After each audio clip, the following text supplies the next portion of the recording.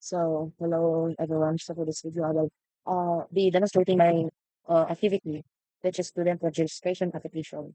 So, so now let's start in our app.tsx. So as you can see in here, I have the import word this time imports your app, the use state as you can see. I use state to store information that can change while the application is running. Next is the import this line here where I import style sheet for styling, view for creating a container, and alert for displaying the message to the user. This one here, this is that I'll import my home screen component from this screen folders. As you can see in here, I have a screen folder where I have here the home screen registration screen, save student screen. Next is the this line here where the import registration student from screen registration screen. Whereas you can see in here, there are actually two things that I have imported, where the registration screen and the student. Whereas the registration screen is the actual screen, while the student is the type script that I described what information a student should contain. So mm, now for the line 7 here, where it's the import save student screen, where this imports uh, is responsible for displaying the student's saved information. Mm. Now for the app functions, you can see in here, or this creates my main app component. For the screen state, right here. Now for the this line here, this create state for the screen. And then the initial value is home. And so the application starts at the home screen and the set screen function is used whenever I want to change for another screen. Now for this line here, this part here create a student state. It can also contain a student object or null. I use null in here as the initial value because there is no registered student when the application first starts. And here in this part in the handle student, uh, this function handles the student where I have with the new student parameter contains the information entered in the form. And then I have here the set student stores that information and the set screen where it changes the application to the save student screen. Now next is the handle delete here in this part here.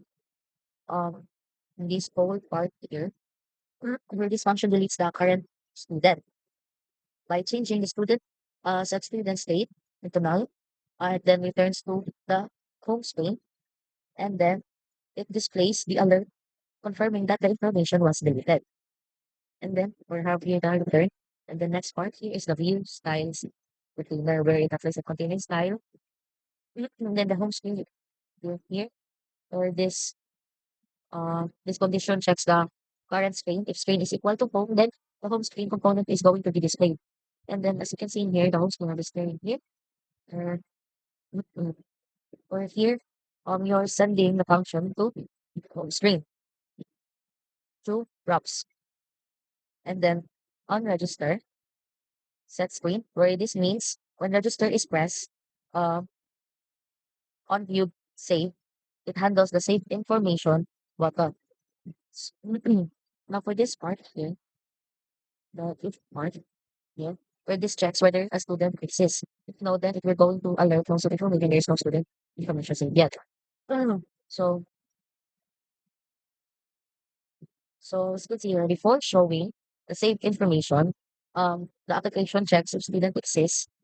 Then, if the student is not null, then it opens the save screen, student screen. Otherwise, it will display the alert screen saying. Next part is this one. If the screen, in this part here, the screen state is registration, the registration screen is displayed, and then I pass it on back function to return to home.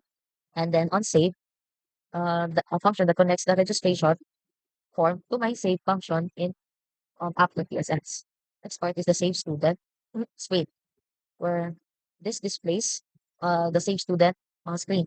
So when the current screen is saved and the student exists, then I pass the student information and the functions for the editing specifically. And then deleting and going back to the home screen. And then this part here for my style. I use Dash Create to define my styles, where the container uses the flex one, so it is the available screen. Next part is the home screen.tsx, where I use the import here, where I have the native components, where I have my home screen. I use text for my labels, um, view for the layout, image for my logo, and the touch opacity for the buttons and the static styling. As you can see in here, I have the type props, where this defines the props for the home screen. Both props in here are functions that don't require any parameters. Let's see, and don't return a value. Now next part, we're here, as you can see, where this part here, this creates my home screen component and receive the two function as props. And then here, my UI, and then as you can see in here, this image component displays my school logo, where the require function loads the local logo PNG from my assets folder. And then here displays my title, my subtitle, and the register button, where when it's being clicked, it execute on register function.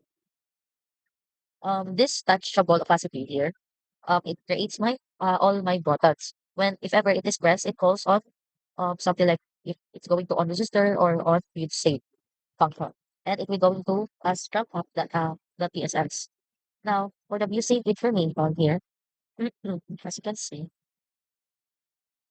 where I have here the on view save, where this is the view save information button. So we're going to press it calls the on view save function from the app the PSX, and then another, and I have all here my styles. So next one is for the register screen. Same goes. I have here the styling, the text, the view, text input. Yes. So that it will I can input some text, touch password, and scroll via the alert. Same goes here, where these prompts allow the registration screen to communicate with the app that TSX. On back, it returns to the home screen. So while on save here, it sends the completed student information back to app.tsx. Here. Next is the export typing here in this line, where this define my student type, where it tells my TypeScript that a student must have a full name, student ID, course, year level, its email, and contact number. All of these values are in string. Next part here, as you can see, is that this creates my registration screen and receives it graphs. As you can see in here, oh, as you can see in here, where I use separates for each input field, where I have the first value stores the current input, and the second value is the function used to update it. And each field where it starts as an empty string. As you can see in here, I have this one, the constant save, where this create the function executed when save is being pressed. And now here I have the validation, where if full name is empty, or student ID is empty, scores is empty, year level is empty, email is empty, contact number is empty, then it will send, then the condition is true. And it shows an alert here. So before saving, I validated the form. If any of this field is empty, then it alerts tells the user to complete all the fields, and return stops the function so that incomplete information isn't saved. This part in here, where after validation, I create a student object using the student type, where I put all the six values from the form into this object. And then the onSave, I call the onSave function and pass the student object to it. This sends the completed registration information back sa app.psx. So for the let's go for the handle clear. As you can see in here, for the clear function, where the handle clear function resets all the six states where it has a state to empty strings. So this part here, which it clears all the input fields. And then next part is the scroll view, where this part here it allows the user to scroll through all my form. I have the title, yes, and my logo, and the full name, and then where text input.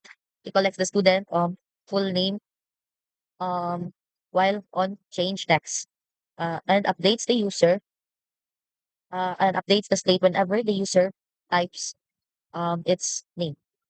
Same goes with this others or for the year level as you can see in here.